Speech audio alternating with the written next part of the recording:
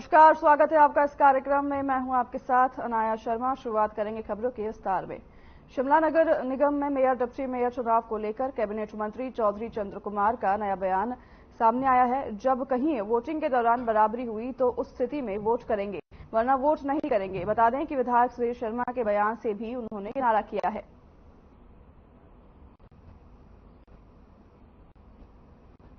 अगर दिया तो एक डिसाइसिव बात है कि अगर मान लो कि बराबर हो जाते हैं तभी उसकी जरूरत पड़ेगी ना। अगर बराबर नहीं हो सकते तो is not casting the vote. अगर मेजोरिटी किसी की ज्यादा है या एक बड़ा है जो एक कम है तो उसको ये नहीं है। वो तो है कि डिसाइसिव वोट जब है उसका कि जब बराबर का हो जाए तभी अपना वोट डालेगा, अदरवाइज नहीं डालेगा। ऐसे नहीं होगा बराबर में, इसमें आएगा जब डिसाइसिव वोट होगा तो जरूरत पड़ेगी तभी एक्सरसाइज करेंगे। खबर शिमला से है, जहां बीजेपी प्रदेश अध्यक्ष राजीव बिंदल ने कांग्रेस सरकार पर निशाना साधते हुए कहा कि हिमाचल कांग्रेस सरकार की तरफ से अजीबोगरीब फैसले लिए जा रहे हैं। नगर निगम में मेयर और डिप्टी मेयर का चुनाव होता है और उनकी समय अवधि समाप्त हो गई है। समय अवधि समाप्त होने के बाद लंबे समय तक उनके चुनाव की अधिसूचना जारी नहीं की गई। साथ ही उन्होंने कहा कि प्रदेश सरकार ने अधिसूचना जारी करके नगर निगम चुनाव करवाने के लिए विभिन्न एडीसी को अधिकृत किया और वहीं एडीसी ने प्रदेश सरकार से नगर निगम चुनाव में विधायकों के मतदान करने के बारे में प्रदेश सरकार से स्पष्टीकरण मांगा। आगे उन्होंने कहा कि वर्तमान कांग्रेस सरकार किसी भी नियम कानून से नहीं चल रही है और मनगढ़ंत तरीके से फैसले ले रही है। इस प्रकार से ये सरकार लोकतंत्र की हत्या कर रही है।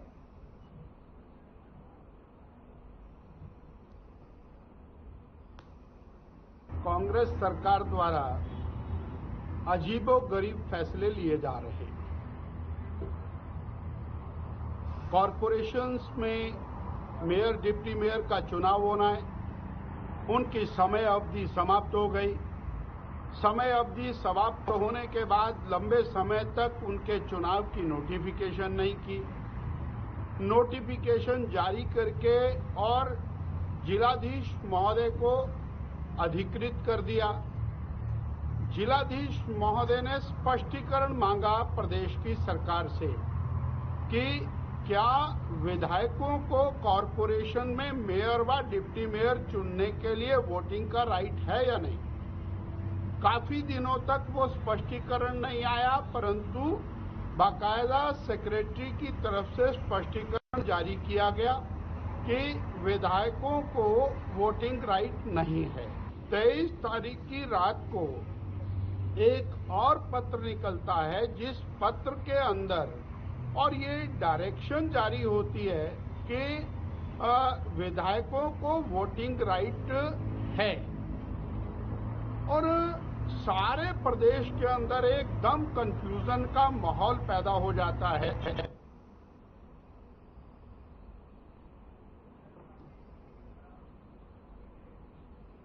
नगर निगम धर्मशाला को अगले महीने तक नए मेयर और डिप्टी मेयर मिलेंगे। इसके लिए आगे के कार्यक्रम भी कर दी जा चुके हैं। आपको बता दें कि अगले हफ्ते तक एमसी मेयर और डिप्टी मेयर के चुनाव हो सकते हैं और अगर बात नगर निगम के मेयर पद की करें तो मेयर का पद महिला तो डिप्टी मेयर का पद पुरुष वर्ग के लिए ओपन है। इसके लिए बीजेपी और कांग्रेस के पार्षद अपनी अपनी जीत के दावे जता रहे हैं। वहीं आपको बता दें कि बीजेपी को अब जहां नगर निगम से बहुमत होने से जीत की उम्मीद है, वहीं कांग्रेस पार्षद प्रदेश में कांग्रेस की सरकार होने के चलते अपनी जीत के प्रति आश्वस्त नजर आ रहे हैं। वहीं आपको बता दें कि एमसी एक्ट 1994 के अनुसार वर्तमान मेयर और डिप्टी मेयर को 2.5 साल का कार्यकाल पूरा होने तक अपने पदों से इस्तीफा देना होगा, जिसके बाद में डिप्टी मेयर के चुनाव की प्रक्रिया शुरू होगी। वहीं अगर बात करें 17 पार्षदों वाली नगर निगम धर्मशाला में तो 12 महिलाएं पार्षद हैं, जबकि पुरुष पार्षदों की संख्या मात्र 5 है। मेयर पद महिला के लिए ओपन होने के चलते 12 महिलाएं पार्षदों के मुकाबले में दिलचस्पी देखने को मिलेगी। वहीं आपको बता दें कि डिप्टी मेयर का पद पुरुष पार्षद के लिए ओपन होने के चलते 5 पार्षद इस पद के लिए भी मैदान में लड़ेंगे।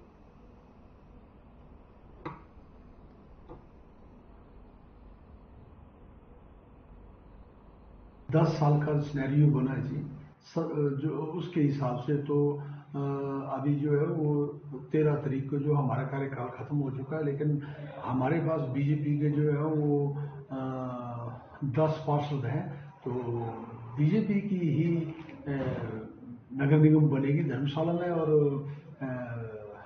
हमारा तो बीजेपी को बनाने का जोर रहेगा जी। डेट जो है वो हमें दी जाएगी, उस दिन से ही हमारा जो प्रचार भी और आपस में बैठक जो शुरू हो जाएगी। कुछ बैठकें हमारी हो चुकी हैं। एग्रीकल्चर इंफ्रास्ट्रक्चर फंड को लेकर राज्य स्तरीय कॉन्क्लेव शिमला के अतिथि गृह पीटर हाफ में आयोजित हुआ।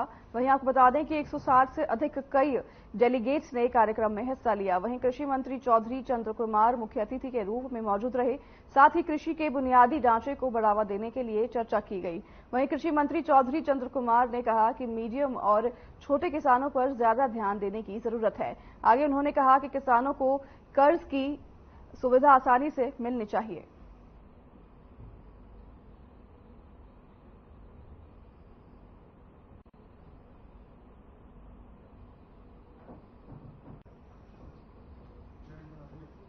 ये 1,000 करोड़ रुपए का एक फंड्स क्रिएट किया है गवर्नमेंट ऑफ इंडिया, और ये प्रोजेक्ट जो है वो 7 साल के लिए है। तो वो लगभग 325 करोड़ रुपए जो है वो हिमाचल प्रदेश के लिए भी दिया है। उस इंफ्रास्ट्रक्चर फंड्स में मतलब कहने का यह है कि जो हमारी एग्रीकल्चर एक्टिविटीज़ हैं उनको लोनिंग का प्रावधान जो है वो थ्रू बैंक्स नाबार्ड ने किया है। उसमें रेट ऑफ इंटरेस्ट जो है वैसे तो 6% है, लेकिन उस 6% में से जो है वो कुछ भारत सरकार देगी और 4% जो है वो हमारे अपने एग्रीकल्चर्स को देना पड़ेगा। उसमें कुछ ऐसे प्रोजेक्ट्स हैं जिसमें हम जो है वो अपनी एग्रीकल्चर डाइवर्सिफिकेशन की एक्टिविटीज़ को प्रोसेसिंग यूनिट लगा सकते हैं, कोल्ड स्टोर्स खोल सकते हैं और पॉली हाउसेस खोल सकते हैं। इस तरह से अपना इंफ्रास्ट्रक्चर जो है उसको इम्प्रूव करने के लिए ग्रेडिंग सेंटर हम खोल सकते हैं। इस तरह से उसमें हाइड्रोपोनिक और वर्टिकल। सोलन में 10 दिवसीय यातायात सुरक्षा पर विशेष जागरूकता अभियान चलाया गया है, जिसके अंतर्गत सोलन के ऐतिहासिक ठोडो मैदान में आईटीआई सोलन सहित अनेकों स्कूलों और ऑटो यूनियन, बस यूनियन के पदाधिकारियों को यातायात सुरक्षा बारे में परिवहन विभाग द्वारा जागरूक किया गया है। वहीं आपको बता दें कि आरटीओ सोलन गोपाल चंद शर्मा समेत विभिन्न सांस्कृतिक दलों ने नुक्कड़ नाटकों, नारों के माध्यम से लोगों को यातायात नियमों के बारे में जागरूक किया गया। वहीं आपको बता दें कि हमारे संवाददाता से बात करते हुए क्षेत्रीय परिवहन अधिकारी गोपाल शर्मा ने बताया कि यातायात सुरक्षा स्कूली बच्चों, आईटीआई के छात्र छात्राओं सहित कई ट्रांसपोर्ट यूनियन के लोगों को सड़क सुरक्षा बारे में जागरूक किया गया है। रोड सेफ्टी कैंपेन जो हमारा ये 20 तारीख से स्टार्ट हुआ है, आज इसका चौथा कार्यक्रम हमने यहाँ पे ठोडो ग्राउंड में किया, जिसमें हमारे जो चीफ गेस्ट थे वो commissioner MC Zafar Iqbal sir थे, और इसमें हमने ऑटो यूनियन, डिफरेंट स्कूल के बच्चे और ट्रांसपोर्ट यूनियन के जो सदस्य हैं वो, और आईटीआई और दूसरे भी इंस्टीट्यूशन के बच्चे जो यहाँ शामिल हुए। और हमने जो इसका मेन मकसद है रोड सेफ्टी के नियम के बारे में लोगों को जागरूक करना, उसके बारे में हमने यहाँ पे नुक्कड़ सभा के माध्यम से और कुछ भाषण प्रतियोगिता के माध्यम से आज हमें सोलन ठोडो ग्राउंड में आरटीओ ऑफिस के द्वारा जागरूक रोड सेफ्टी के लिए जागरूक किया गया है।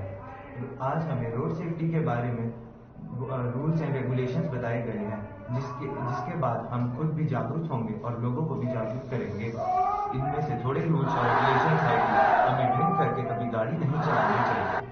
मैं इधर रोड सेफ्टी के बारे में आपको अवेयर कराना है। इन्होंने हम सबको अवेयर कराया है, जैसे गाड़ी चलाते वक्त आपको कौन कौन सी सेफ्टी का ध्यान रखना चाहिए, जैसे कि गाड़ी चलाते वक्त मोबाइल का इस्तेमाल नहीं करना चाहिए। एमपीएससी बेसिक नॉलेज आप सबको पता है और मैं ये आगे सबको इम्प्लीमेंट कराऊंगा। It's my promise. आज हम ठोडो ग्राउंड में रोड सेफ्टी के बारे में कुछ जानने के लिए आए थे।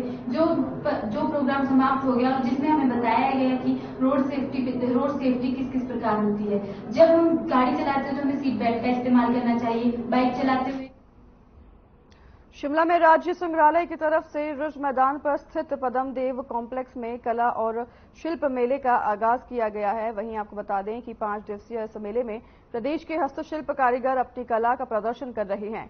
जिसमें किन्नौरी शॉल, टोपी, वुडन क्राफ्ट, सांचा विद्या लोगों का ध्यान आकर्षित कर रही है। वहीं राज्य संग्रहालय के अध्यक्ष हरीश चौहान ने बताया कि हस्तशिल्प मेले में हिमाचल के विभिन्न क्षेत्रों से आए हस्तशिल्प कारीगरों ने अपने उत्पादों का प्रदर्शन किया है और ये बिक्री के लिए उपलब्ध है। वहीं उन्होंने बताया कि मेले में मुख्य उद्देश्य लोगों को हिमाचल की इन कलाओं के लिए जागरूक करना था, जिससे कारीगरों को भी प्रोत्साहन मिले। वहीं उन्होंने आगे कहा कि 5 दिवसीय इस मेले में कारीगरों के उत्पादों को लोगों तक पहुंचाने का काम किया जा रहा है, ताकि उन कारीगरों के लिए रोजगार के अवसर उपलब्ध कराए जा सके और उन्हें अपनी मेहनत का उचित फल भी मिले।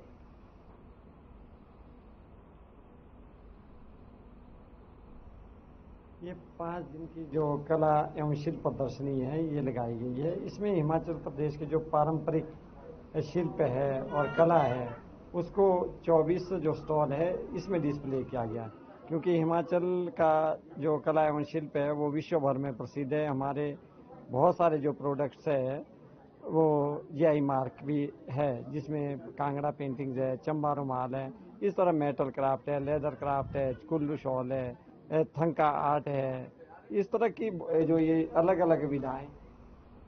हिमाचल प्रदेश में 26 नवंबर से मौसम का मिजाज बदलने वाला है। पश्चिमी विक्षोभ सक्रिय होने से 26 से 28 नवंबर तक मौसम खराब रहने का पूर्वानुमान लगाया गया है, जिसके चलते प्रदेश के मैदानी और मध्यम ऊंचाई वाले हिस्सों में बारिश और ऊंचाई वाले क्षेत्रों में बर्फबारी की आशंका मौसम विभाग ने जताई है। प्रदेश में पिछले कई दिनों से मौसम साफ बना हुआ है, जिससे तापमान सामान्य से अधिक चल रहा है। वहीं मौसम विज्ञान केंद्र शिमला के निदेशक सुरेंद्र पाल ने कहा कि प्रदेश में 26 नवंबर से प्रदेश में पश्चिमी विक्षोभ सक्रिय हो रहा है, जिससे प्रदेश के मैदानी इलाकों में बारिश और ऊंचाई वाले क्षेत्रों में बर्फबारी होने की उम्मीद है। देखिए, फिर से 27 के बाद 27 में जो है एक पश्चिम विक्षोभ आ रहा है, तो उसके आने से प्रदेश का मौसम फिर बदलाव आएगा। फिर से एक बार मौसम खराब रहेगा और जो हाई रीचेज में वहाँ पे बर्फबारी होगी और जो मिड हिल्स है वहाँ पे जो है हल्की बारिश और बादल रहेंगे। तो एक बार फिर से जो है तो फिलहाल इस कार्यक्रम में हमारे साथ बस उतना ही। मैं नाया शर्मा आप से लूंगी विदा। हमें दीजिए इजाजत। नमस्कार।